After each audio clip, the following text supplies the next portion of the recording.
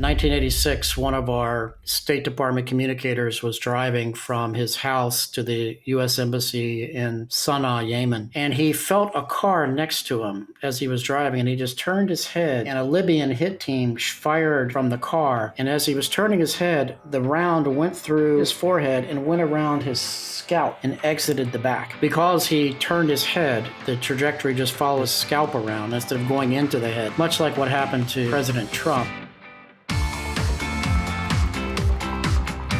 Welcome to the Thought Leader Revolution with Nikki Ballou. Join the revolution. There's never been a better time in history to speak your truth, find your freedom, and make your fortune. Each week, we interview the world's top thought leaders and learn the secrets of how they built a 6 to 7 figure practice. This episode has been brought to you by eCircleacademy.com, the proven system to add 6 to 7 figures a year to your thought leader practice. Welcome to another exciting episode of the podcast, The Thought Leader Revolution. I'm your host, Nikki Ballou, and boy, do we have a special and exciting guest for you today. Today's guest is one of the world's leading thought leaders in the arena of counterterrorism. He's a true American patriot and a champion for freedom, and the author of multiple best-selling books, including Beirut Rules, which is a book that outlines the story of former Beirut CIA station chief William F. Buckley's abduction and murder by Hezbollah terrorists. I am speaking, of course, of none other than the one, the only, the legendary Fred Burton. Welcome to the show, Fred. Nikki, you're very kind. Thanks so much for having me on. Thank you for being here. So, Fred, this show is a show that is a champion for freedom and a champion for freedom lovers. We tend to serve primarily entrepreneurs because entrepreneurs, let's face it, need to be champions for freedom if they're going to make their entrepreneurial dreams come alive. But every once in a while, we interview someone in the world of politics and geopolitics.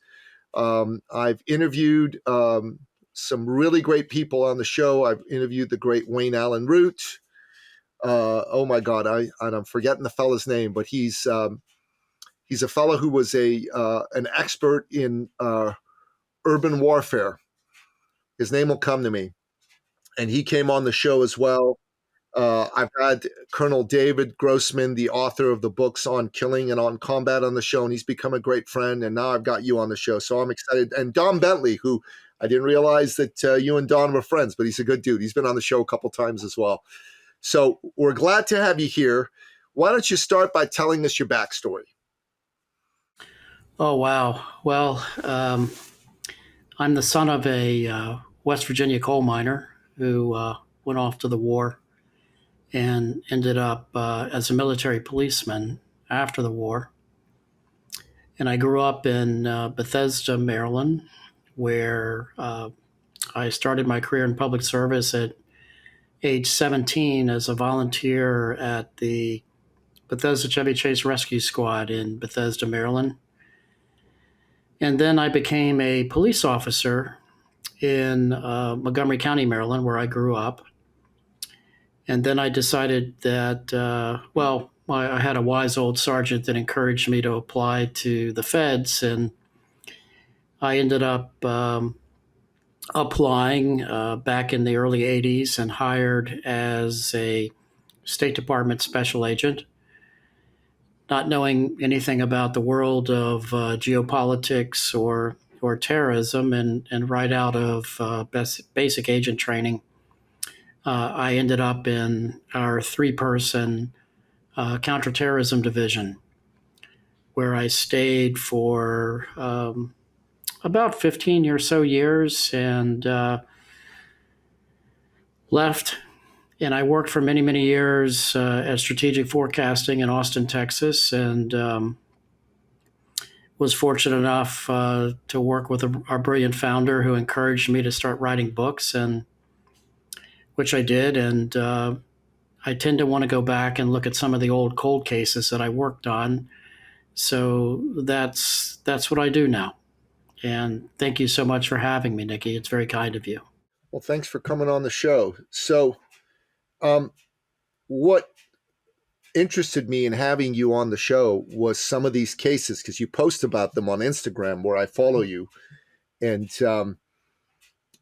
one of the books you wrote, Beirut Rules, is about one of the most infamous of these cases, the William F. Buckley case. Why don't you just kind of walk us through that and how you got involved in that? Sure, be happy to. Well, while I was a State Department special agent, we were a part of the initial debriefing team of the hostages that were held at our U.S. Embassy in Tehran when it was overran in 1979. And we, in fact, had one of our agents that was held hostage. And he became a bit of a mentor towards me, and I studied those files early on as a rookie agent. And my boss assigned me to work the hostages that were held in Lebanon.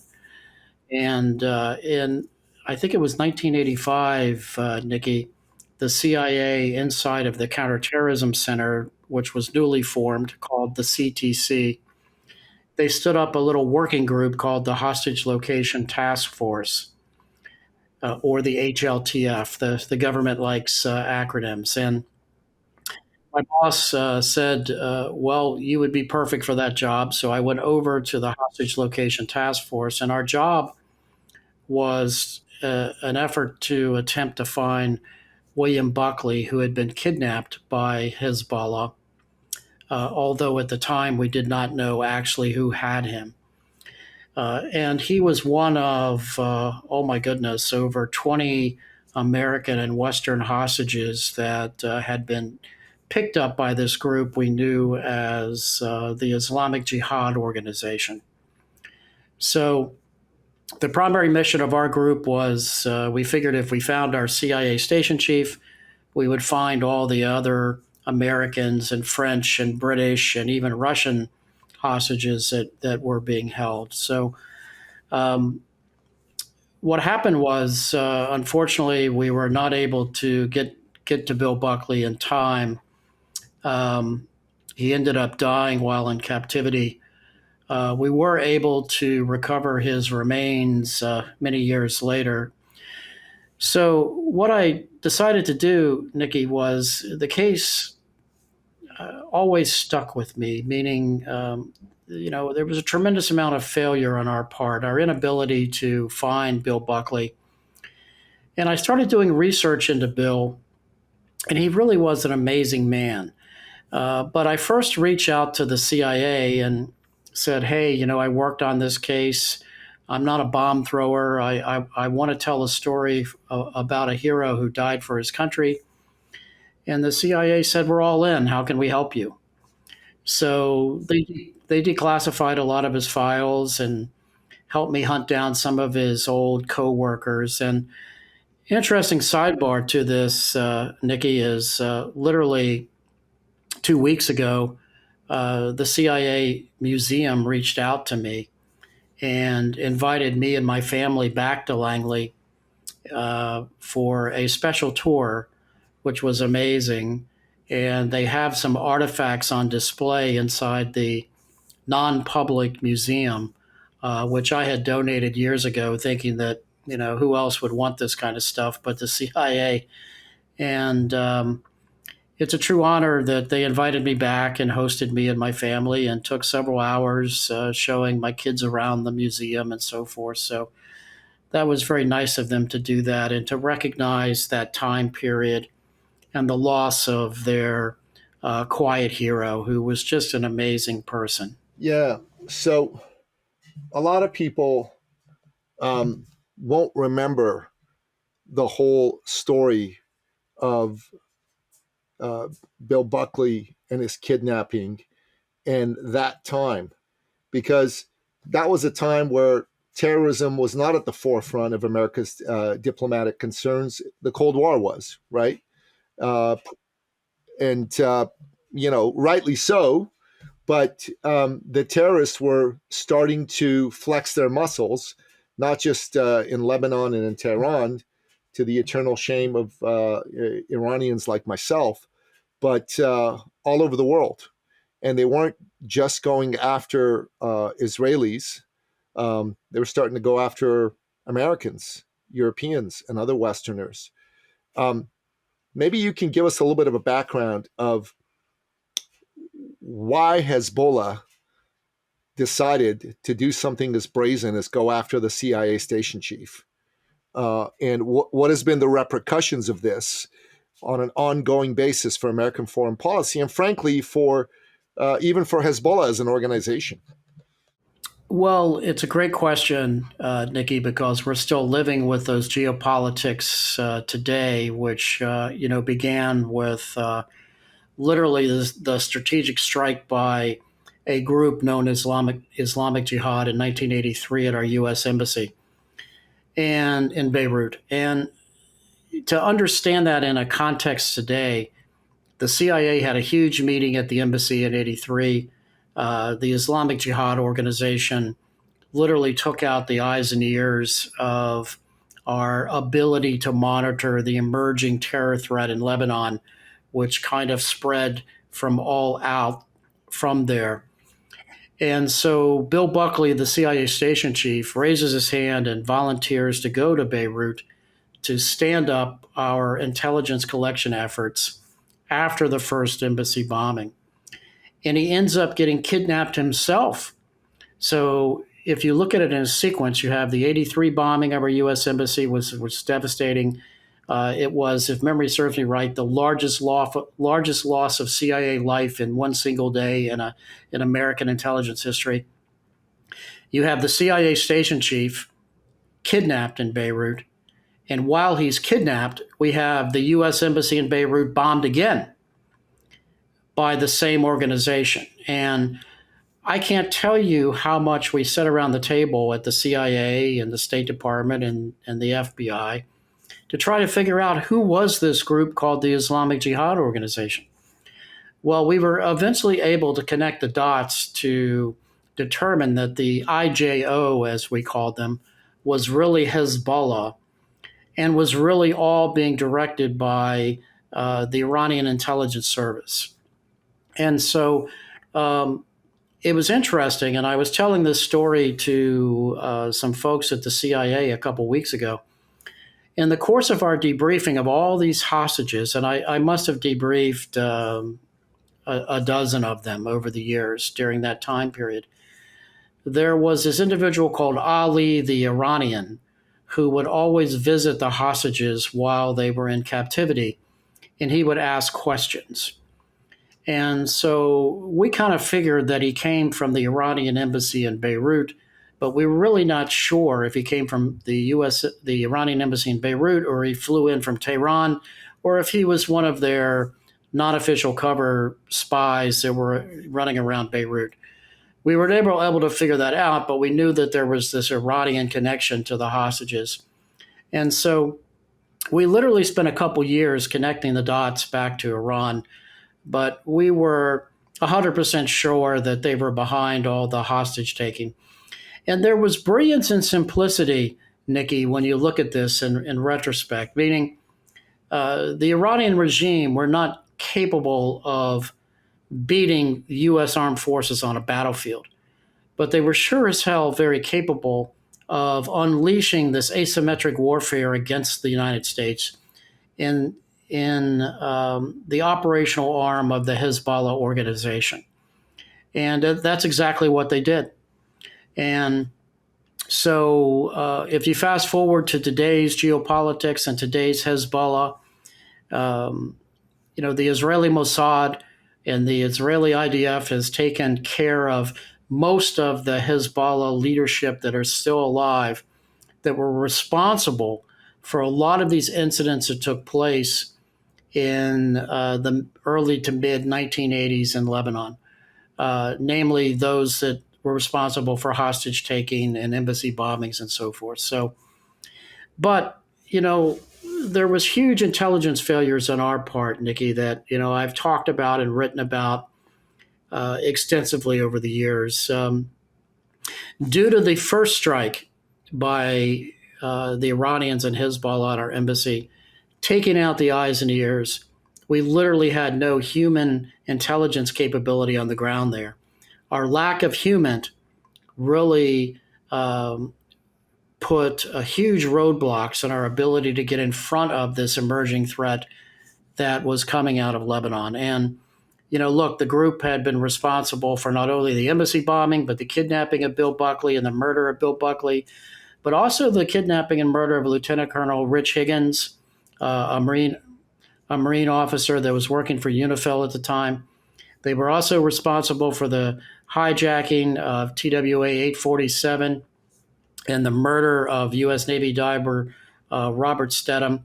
And the list just went on and on and on. And, to put it mildly, our counterterrorism efforts in those days, the U.S. counterterrorism efforts, my efforts, were certainly highly dysfunctional, due to a range of different variables that were in many ways out of our control.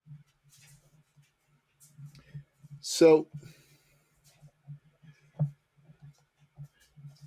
did they know about Buckley's travel plans? How the heck were they able to kidnap him? Yeah, it's a great question. And literally, you asked that question very much the same manner that we sat around the table and said, how the hell were they able to kidnap our station chief? Which would never happen today. Bill was a man who went off to the Korean War at age 18, volunteered, where he was a Silver Star recipient for rushing a machine gun nest. He comes back to the United States, takes advantage of the GI Bill, gets his degree at Boston University, becomes one of Kennedy's first Green Berets, goes over to Vietnam, where he's a recipient of a second Silver Star for heroism and a range of other commendations. Joins the CIA, volunteers to go to Beirut after the first embassy bombing. When literally a lot of other folks were heading to the parking lot, he raises his hand and goes. This was a man that was always running towards danger. We don't know how long he was under surveillance in Beirut before he was kidnapped, but clearly Hezbollah owned the geography. They were able to put eyes on him. To the best of our knowledge, there was no reports of him ever spotting surveillance while he was there. He comes out of his apartment flat one morning.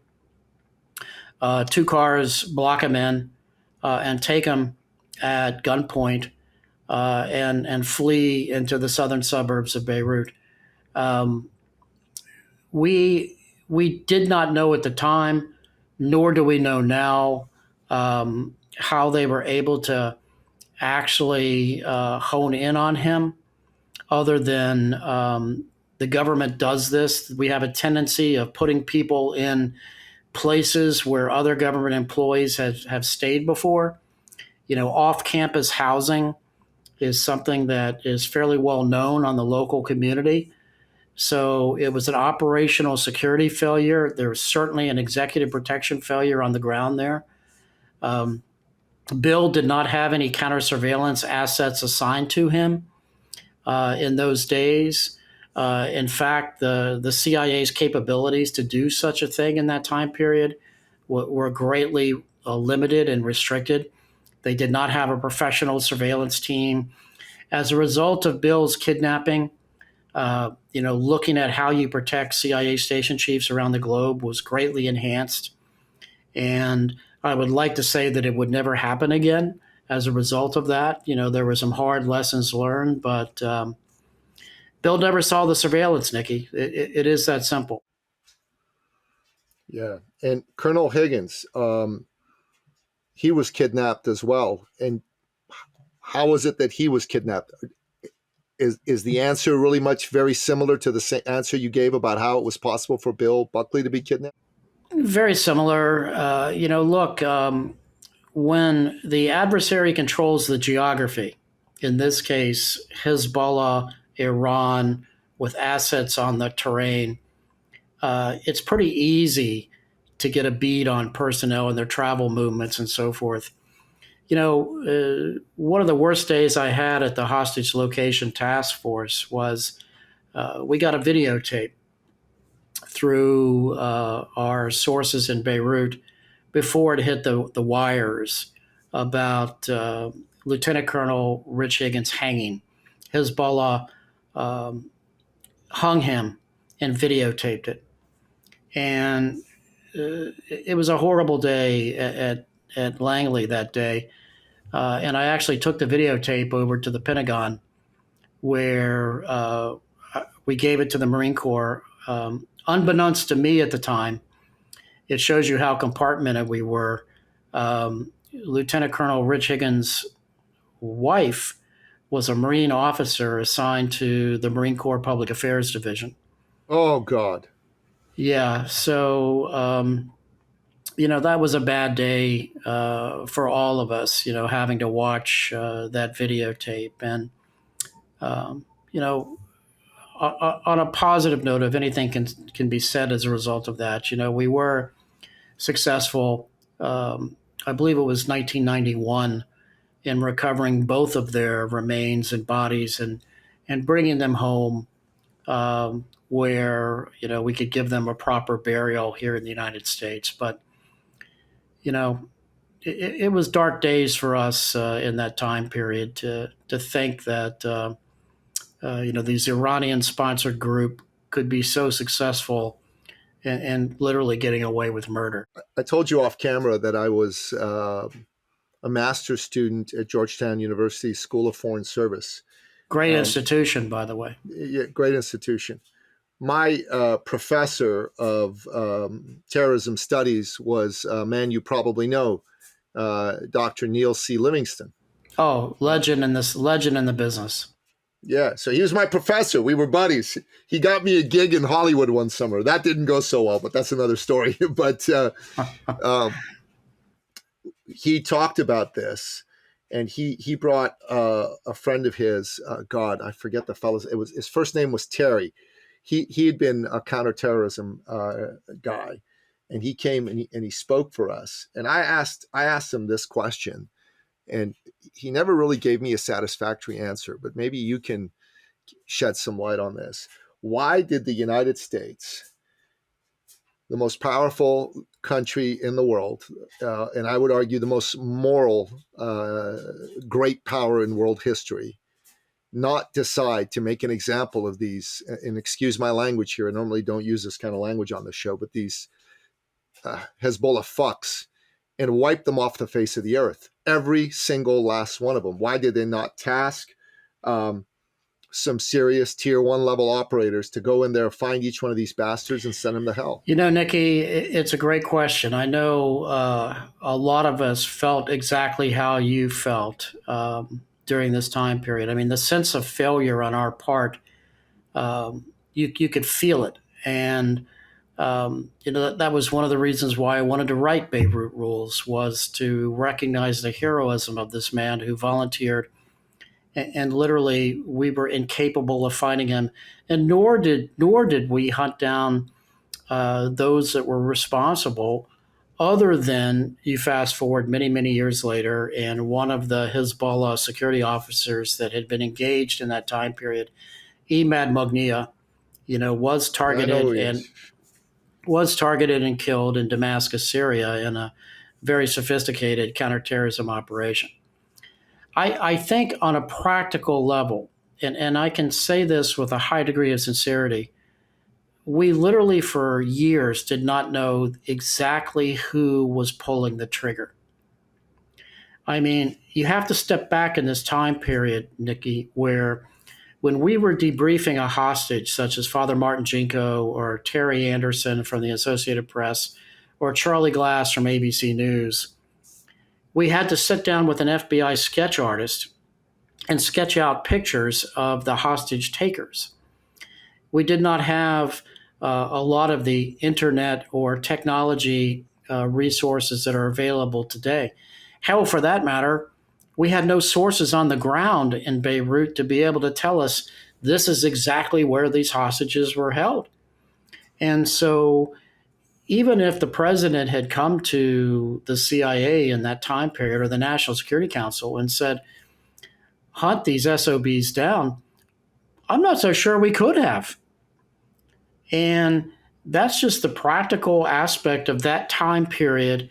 And I attribute, again, a lot of it to the brilliance in the Iranian Hezbollah strike on our embassy in '83. which kind of decimated our capabilities. And we never recovered from that, during the early to mid 1980s. So we were that blind. Now, could we have, under presidential direction, and if the National Security Council had been hell-bent on getting even, I would like to have thought so, but we kept getting hit and hit and hit, and we were not striking back. And I, of course, I was so far down the chain of command. I don't know why. I don't know why we didn't send the B-52s to Tehran.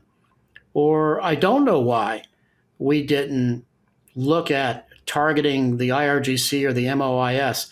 I can tell you on an analytical, practical level, much like we're talking right now, we would sit down and discuss ad nauseum. Well, what direct evidence do we have of Iran being involved with this? Other than Ali, the Iranian, coming to visit the hostages in captivity. We lack that SIGINT, that human, that capability to basically say, this is exactly who did it. So Fred, I get that, and that makes sense, but America has been allied with Israel, and Israel's Mossad did have a lot of intelligence capabilities. I don't know about SIGINT, but they certainly had some humans in the area, and they also have pretty capable special forces. What is it? The Shayat 13 organization, and the United States has some of the most badass warriors that have ever strode the face of the planet. Delta Force types, SEAL team types, and Ronald Reagan's my favorite president of all time. Him and Lincoln, 1 and 2, right there, and he was not a pussy. I just don't understand why the U.S. government did not say, we're going to take these guys out. We're going to do whatever we have to do to send the message. Look, I'm from Iran. I can tell you this. That was not respected. I mean, I wasn't in Iran at the time. We were already in the West. We were already in Canada, where I live now. But the people in the Middle East respect strength, and they don't respect weakness. And they'd have taken this as massive weakness on the part of the United States. And the best thing America could have done to make sure this type of thing was nipped in the bud is to go kill every Hezbollah person you could find. Make sure that no trace of them was left, that they even lived on the earth. And the president should have gone on national television and said, whether he had the proof or not, we have evidence that Iran's involved, and send some B-52s, as you said, to go take out Khomeini, and some of the other key Iranian leadership. Because believe me, that would have sent a massive message, not just to Iran. It would have emboldened the enemies of the Iranian regime to go try and overthrow them, which would be a wonderful thing for the world, in my opinion. But it would also have sent a huge message to other terrorists and wannabe terrorists that if you mess with the United States, you're going to get the horns. Well, Nikki, I don't disagree with you. I don't know. I can tell you, at least based on what I learned and knew from that era and time period, there was no discussions of retribution. There was no discussions of, air quote, vengeance. When I would debrief the hostages, I would ask every one of them about, did they see the Israeli pilot, Ron Arad, who had been kidnapped by Hezbollah as well. We had relationships with the Mossad, obviously. No one ever directed or task ordered that kind of response out. It probably took us a good 3 years to kind of look at the chain of command as to who we thought were the tactical commanders behind this. And look, if you look at history in this space. I mean, I'm a student of the Black September organization, for example. Uh, you know, Ali Hassan Salameh was responsible for, the Munich massacre in 72, the murder of my neighbor when I was growing up in 73, the Israeli military attache. The list goes on, to include the kidnapping and murder of our ambassadors in Khartoum, two of them. And in the late 1970s, he became a diplomat who we invited to the United States with Yasser Arafat and spoke at the United Nations. So um, I don't have an answer for the geopolitics as to why this, wasn't decided. We would shake our heads at times, and the only thing that we could think about, Nikki, is that terrorism just wasn't a national security priority at the time. And as evidenced by the resources or lack thereof that we had devoted to this problem. Yeah, absolutely. That is the only thing that makes sense. Because I tell you, I think if this happened today, the response would be very different. Much different. I think it took, not only the first World Trade Center bombing in '93, which I worked on, but the events of 9/11 to wake up the United States to this threat, much like what happened, after the Japanese bombing at Pearl Harbor. Um, I at the CIA one day, and I can't remember if it was this legendary character named Dewey Claridge, or if it was Colonel Oliver North who said, how long are we going to allow them to smack the beak of the bald eagle before we bite back? And we just never bit back.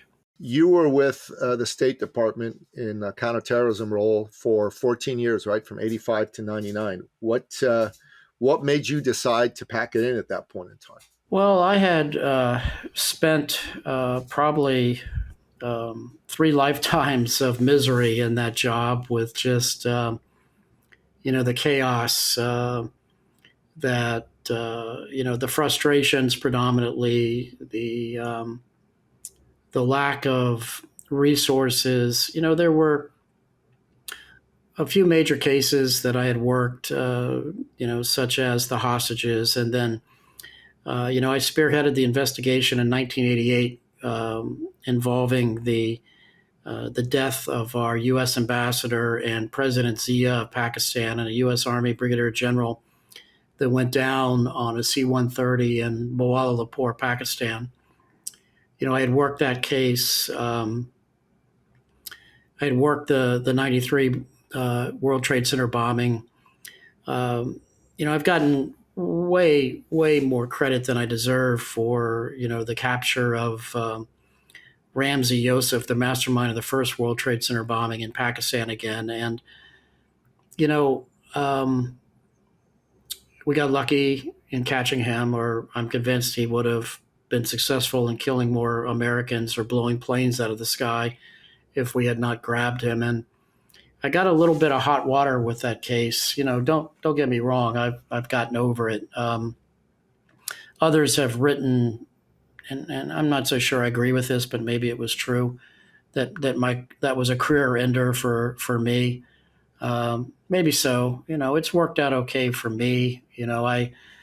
I go back to my old organization. I'm constantly, helping wherever I can. I just probably had enough. I mean, the toll of, living through the Libyan attacks of our diplomats. Well, let me wind back the clock. The Iranian Hezbollah, Islamic Jihad, kidnapping and killings of our people, the Libyan attacks on our personnel, predominantly in 86 and 87, the Zia plane crash in 88, the World Trade Center bombing, and then mixed in between that, the hijacking of Kuwaiti Air 422, hijacking of Pan Am 73. The list just kind of runs together in my mind. And it was just time to go. I was burned out. I'm sure, in retrospect, a little bit of PTSD of had enough, seen enough. Um, but that's okay. I'm an old man now, Nikki. I get to talk and write about these things now, and I have the benefit of hindsight to kind of look back, and it was time to go. And I was just in Washington, for the CIA visit, which was a wonderful experience for me and my family. I visited with many of my old colleagues and friends, and my organization today is, you know, 10 times better than it ever was when I was there. And they have the same problems and the same threats, that are always blinking red that most of the world never gets to see unless there's catastrophe. But um, I feel very blessed and fortunate in many ways, to have had the experiences I did as a young man. Um, but now, the hourglass of time is pretty much turned against me, and I want to be able to write about a few of the old cases, and to shine a spotlight on some folks like Bill Buckley, the CIA station chief that had been kidnapped and murdered. And it's very powerful seeing when you walk into the CIA lobby and you look over at the hall of the Wall of Honor, and you look at all those carves, remembrances of men and women that have quietly, given their life for the secret service of our great nation. And there's a lot of powerful stories behind each and every one that need to be told. So Americans in the world understand the kind of threat that we face on an ongoing basis. Amen. Amen. Beautifully put. Um, so tell us a little bit about the case of Ramzi Youssef and how you managed to get him. I think that's what I'd love to hear. Well, interesting sidebar. My office also started and ran the Rewards for Justice program, the 20 million for bin Laden. And if you go through the CIA museum today, you'll see some of our matchbooks that we put together during that time period. The idea being, let's get these matchbooks out in all the cafes around the Middle East and so forth to see if anybody could report the whereabouts of these individuals. Well, Ramzi Youssef was probably one of the best bombers that we ran into in our time period. When I mean that, the late 80s into the 90s, he was very good at what he did. And, he was the guy that put together the improvised explosive device inside the vehicle-borne improvised explosive device used in the first World Trade Center bombing.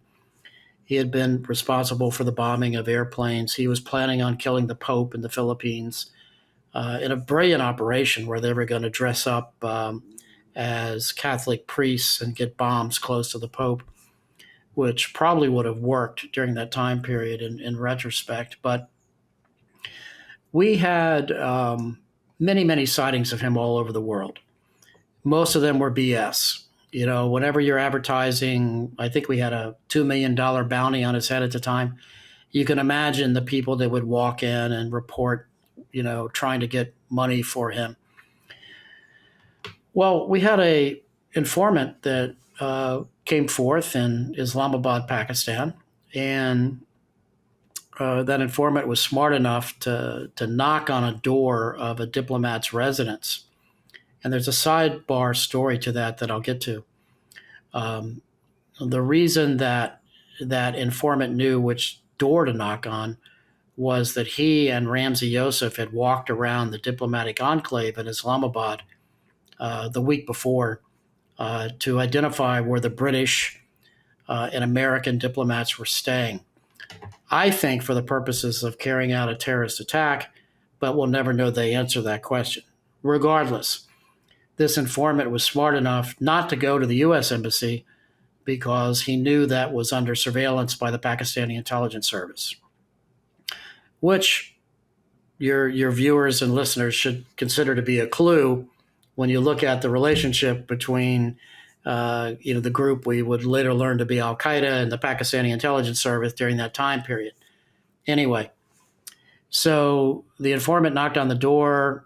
The officer was brave enough to reach out to our special agents. We were able to smuggle that informant into the U.S. Embassy, where he proceeded to tell us a story, which I had to be honest with you, I was initially skeptical because he was just another one of individuals that claimed to know where Ramsey Youssef was.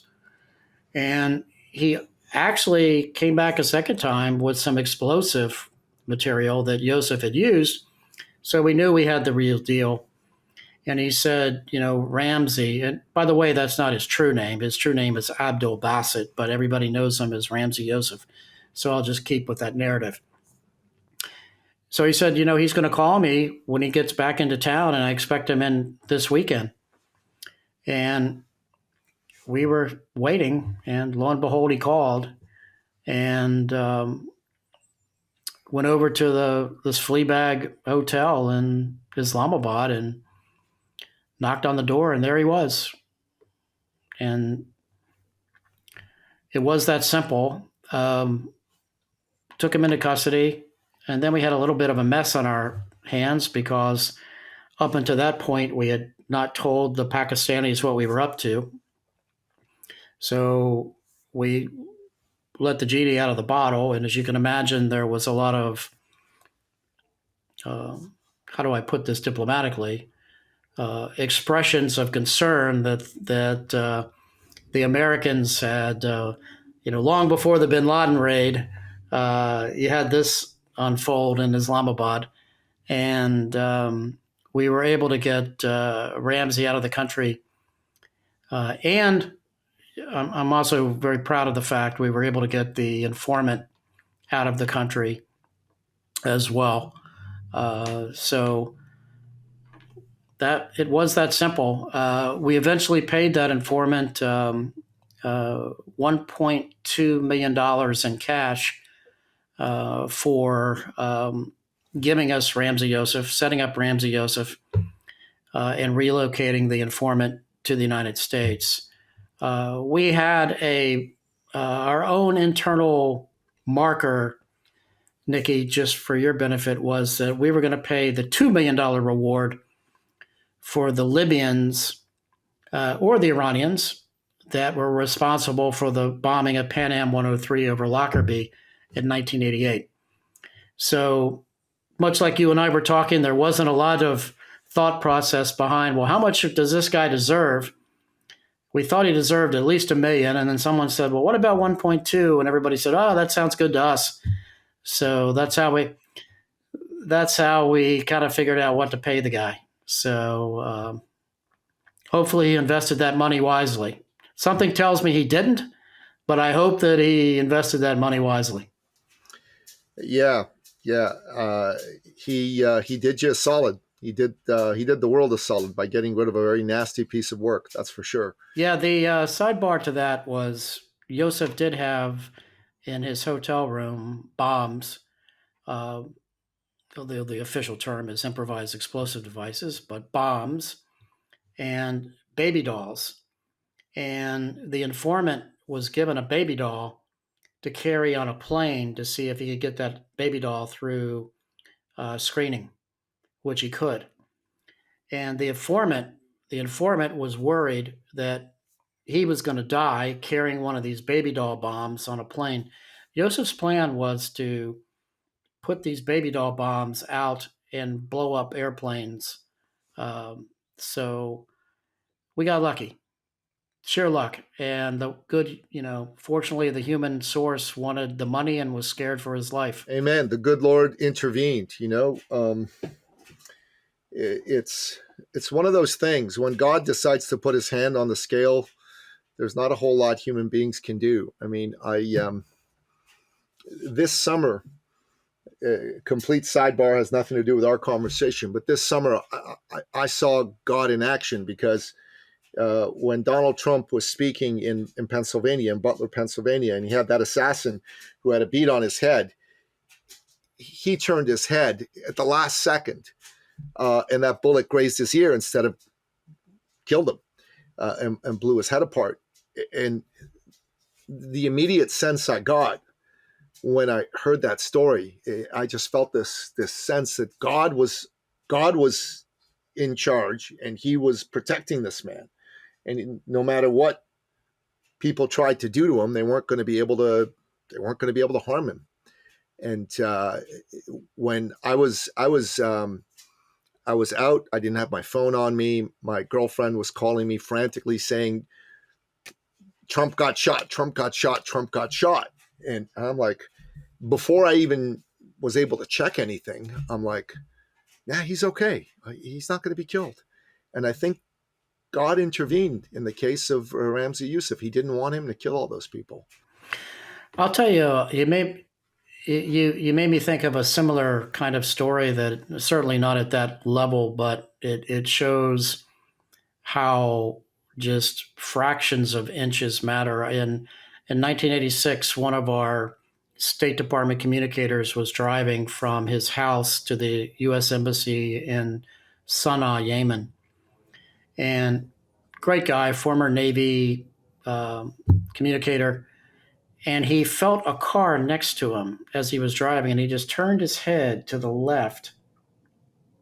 And a Libyan hit team fired from the car. And as he was turning his head, the round went through, hit his forehead, and went around his scalp and exited the back. Just as he turned his head, it just followed his, and it was unbelievable. And they also fired into the door of the car, which wasn't armored, and it hit his arm and so forth. But because he turned his head, the trajectory just followed his scalp around instead of going into the head, much like what happened to President Trump. And we were able to medevac him after he was worked on there in Sana'a. And it was one of my cases. It was a Libyan hit team. And they also had carried out a similar attack on another State Department communicator in Khartoum in 1986. And that was part of the Libyan terrorism efforts, which also led to the La Belle Disco bombing, which resulted in President Reagan bombing Tripoli, which was a huge wake-up call for Gaddafi, and he kind of changed the era of his ways after that. He sure did. He sure did. So you left the State Department, and within a couple of years, 9/11 happened. Walk me through how you felt, what you thought, and how you got back into the game. Well, I wasn't surprised. I hear this all the time. People were surprised that, again, there's brilliance and simplicity. The use of box cutters to circumvent security. To me, one of the things I am surprised about, and the first thing that really came to my mind, I had traveled so much commercially where federal agents are armed on specific routes. Yes, we had a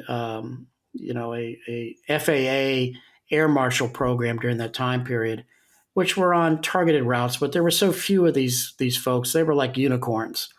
I was surprised when those planes were hijacked, especially on the Boston Logan route, for example, that there was not an armed federal agent on that flight that could shoot the hijackers armed with box cutters. So the plan kind of unfolded brilliantly on the part of Al Qaeda to carry out these attacks. So, but in general, when it happened, I wasn't surprised that kind of strategic strike took place. I was surprised that the towers collapsed. I had been in those buildings a lot. The Secret Service office was there. We had done a lot of protection in New York City, in and out of that area.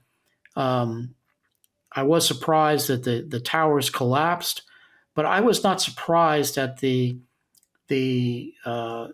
actual terror attack because, spectacular was kind of the norm if you look back over history, beginning in 1972 in Munich, and, the list just goes on from there. So, curiously, Al Qaeda had studied the Black September playbook as to how to utilize spectacular operations as strategic strikes, which Black September had put on the map in Munich. So um, I I guess in retrospect, that's my only thoughts about that, Nikki, is that it didn't surprise me in the least that airplanes were utilized, because airplanes had been utilized all throughout my watch in the 80s on up into the early 90s. And they had bombed in 88 Lockerbie, which killed our agents on the flight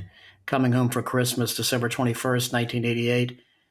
And the list of just laundry list of hijackings that we had worked um, is enough that should we have seen it coming? I think we obviously saw it coming with the intel feeds, blinking red, and of course the 9/11 Commission of a failure of imagination.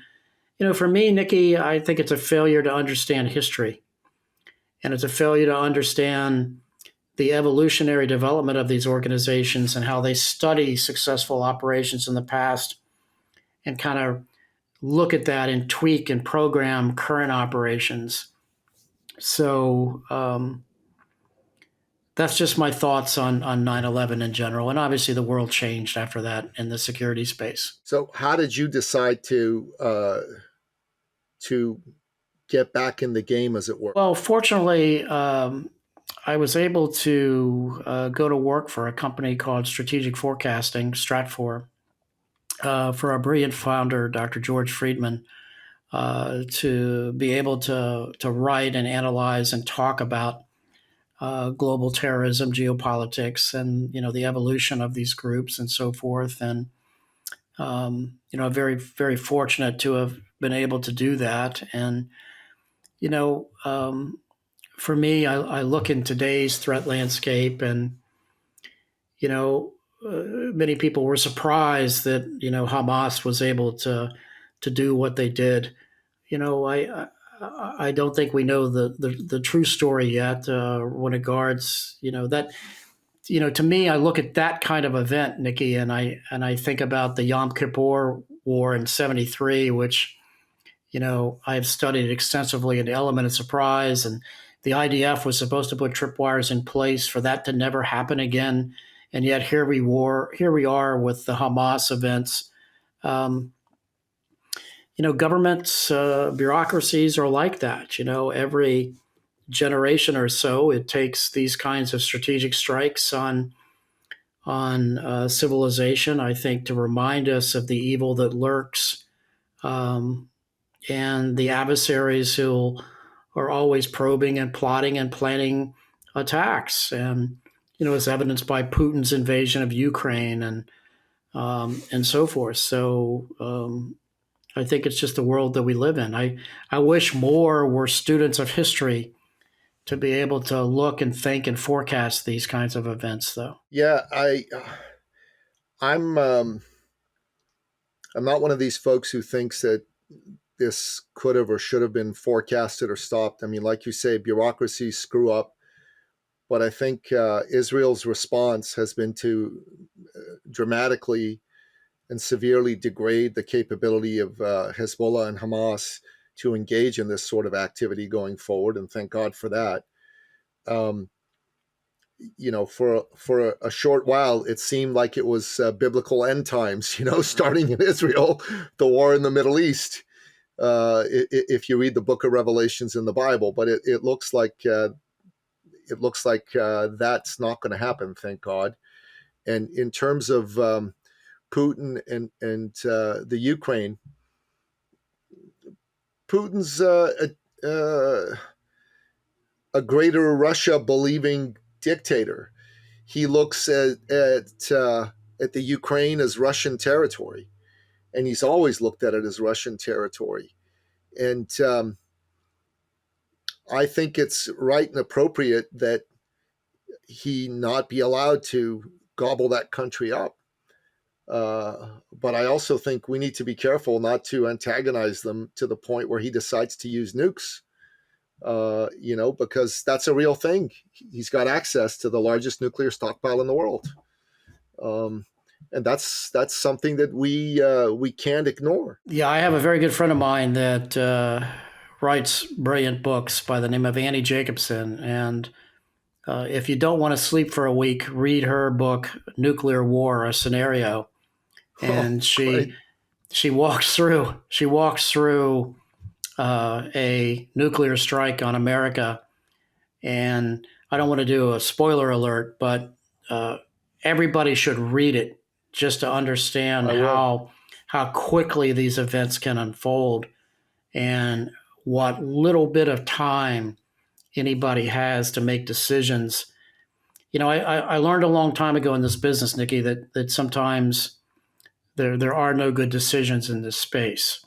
So you're left to just making the Oh, best, great. worst decision that you possibly can make. And that was a real eye opener of a book. And to your point, I agree with you. You know, the older I get, and you look at the element of strategic surprise, I whether it will. be Pearl Harbor, Munich, 9/11, Lockerbie, the list just goes on and on and on. Um, we would be well served to think of that kind of threat, which I know President Trump thinks about and is consistently mentioning that that's the biggest threat that he sees, and that's what keeps him awake at night.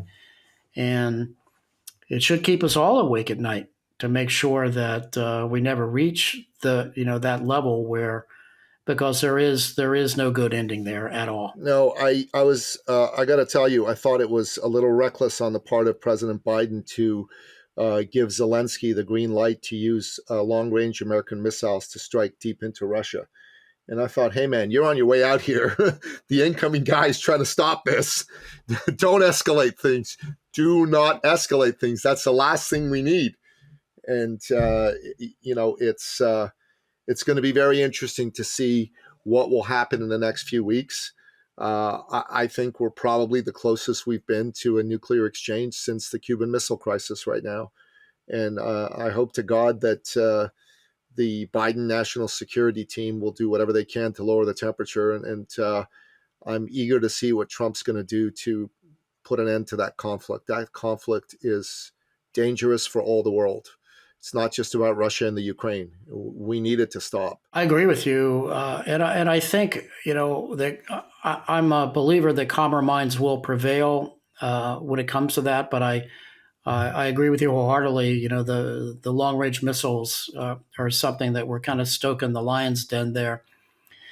We also came very close to potential nuclear exchange in '88 on my plane crash investigation in Pakistan when Pakistan lost the president of the country. And there were all kinds of allegations that India was behind bringing that plane down. And Oh you my know God. that's one of those flashpoints that if you go back in that time period and you read the national intelligence estimates, or where was the most probability for nuclear war breaking out, and India, Pakistan was always at the top, one of the top tier lists for that. So North Korea in those days didn't have the development that they do now. But um, yeah, these events unfold faster than people want to believe. They do. And I think we're better today at picking up those warnings and indicators than we were, for example, during the Bay of Pigs days. My uncle was actually at the Bay of Pigs with the CIA during that time period. But Oh, wow. yeah, his stories from that era were unbelievable. But you look at it doesn't take much to look at what starts wars, and big wars do start in small places. And They do. I was as a student of history myself, I was talking to an author the other day that has written a great book on the Lincoln assassination. I know you mentioned President Lincoln, and a lot of folks don't know or have forgotten that part of that operation was also to assassinate the vice president and the secretary of state on the same day. And they damn near got the secretary of state. The assassin didn't show up to kill the vice president, but there could have been a trifecta. And if you think just in the security and protection space in the world we live in today, what kind of strike that would have been against the North if the Confederates were able to pull off that trifecta on that night. That would have been a whole different world, no question about it. A whole different world. It would have given the diehard Confederates a reason to keep fighting, and the Civil War could have gone on for quite a bit longer. And it would have probably made the North a lot more vengeful toward the South as well if they'd succeeded in killing all three of those guys. Yeah, there's a great book on that topic called The Unvanquished, which is another great book to read. But I begin with nuclear war to understand the strategic strike and the decision making in response. And it's by Annie Jacobsen. Annie Jacobsen. I'm going to go buy her books. She's written a great book on Area 51, by the way, which she was kind enough to give me a shout out in as well. But that's also, every book she writes is well worth reading. I'm going to go pick up a bunch of your books. I'm going to go pick up a bunch of hers. I'd love to interview her. If you feel comfortable in introducing us, I'd love to interview her. She sounds like she'd be a fascinating person to have on the show. I'll send her a note and pass along your contact information. Sure, that sounds great. Fred, I got to say, I've really enjoyed this conversation. I think I could keep going for another 2 hours. You're a fountain of great information, and you're a man who lived the history. And I'd love to have you back on and continue this discussion with you another time.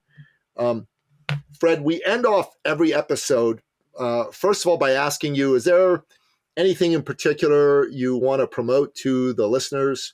Is there a book you'd like them to look at that you've written? Is there a particular cause that's near and dear to your heart? Oh, that's very kind of you. Well, obviously, if folks are interested in reading about my time period during that era, my memoir, Ghost, is what I would recommend folks to read. Those that might be interested in the Black September organization, my book, Chasing Shadows, might be one that folks may like. Both of those two books have, sold more copies than I ever would have imagined, but they tend to be well liked by people that read them. Awesome. I'll make sure that I put that in the show notes. I'll order those two books myself, plus Beirut Rules. So here's one thing you don't know about me. I love to read. Since 2015, I've been tracking the books that I read on a site called goodreads.com. There's an annual reading challenge. And this is the fifth straight year where I've done over 100 books. Oh, my. Wow. A year. And I estimate that I've read 5,000 books in my lifetime. I'm 57, and I love to read. I'm into reading. I read a lot of history, a lot of books on the Cold War era and on terrorism. And that's Neil Livingston's fault, man. He just kind of got me hooked on that stuff. I'm going to read these myself, and I'm going to buy a few copies to give out to friends and family and clients. And I'll probably talk to you offline, if it's okay with you, Fred, to get you to sign some of these little signature plates. And if you could ship those over to me, we'll my put pleasure. your signature on these. That'd be great. Nikki, my pleasure to do that. But I just wanted to say, Fred, we end off the show by asking you to give us what I call your top 3 expert action steps. These are your 3 best pieces of life advice in bullet point form for my listener to live a better life. Well, the first I would say is, regardless of how bad things are, the sun's going to come up tomorrow.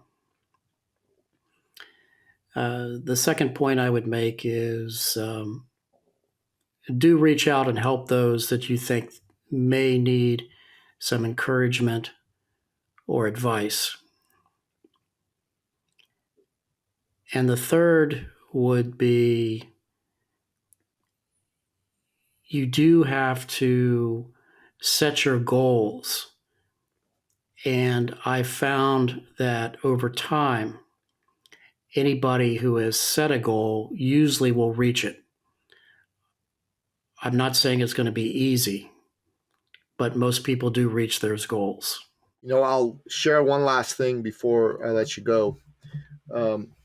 February 2nd, 2023, I had my shirt off, and there's mirrors in my bedroom on the closet doors. They're mirrored.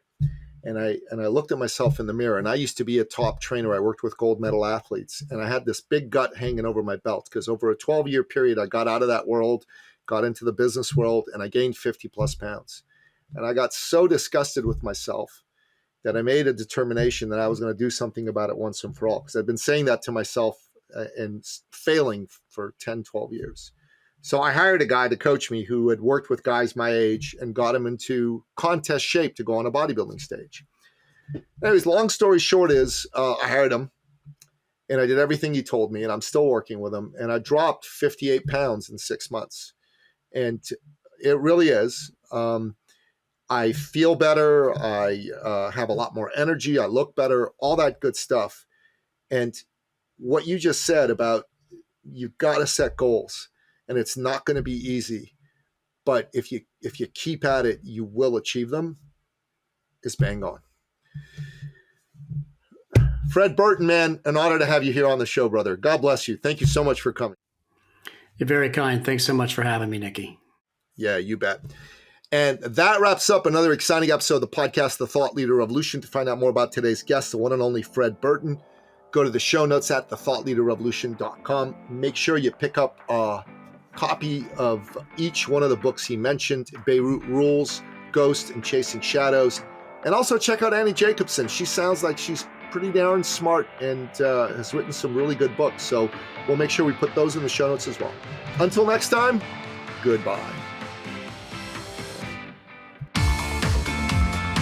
This episode has been brought to you by eCircleAcademy.com, the proven system to add 6 to 7 figures a year to your thought leader practice.